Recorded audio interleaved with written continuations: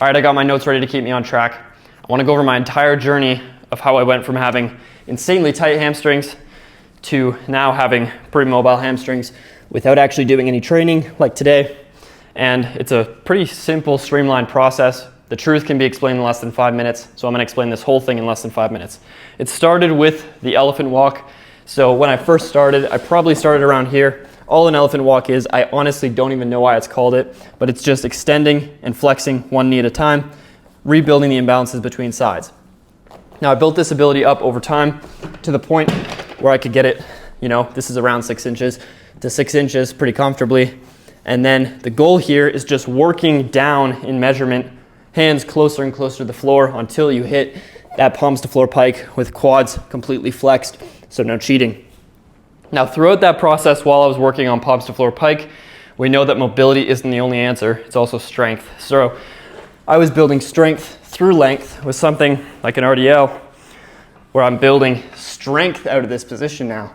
So maybe I'm not as stretched, but with a straight back, this is actually a pretty stretched position of my hamstring, and I was just building strength out of that. So elephant walk to palms to floor pike, RDL in the meantime was my journey.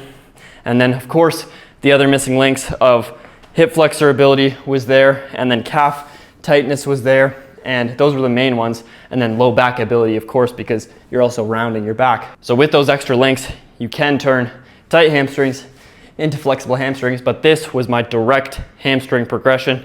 Elephant walk on elevation, lowering elevation over time until I hit palms to floor pike, all while building up the ability to actually gain strength in this stretched position with a straight back. And then you can even have the option, I wasn't prepared to go over this in this video, but you can also have the option of building strength with a rounded back as well.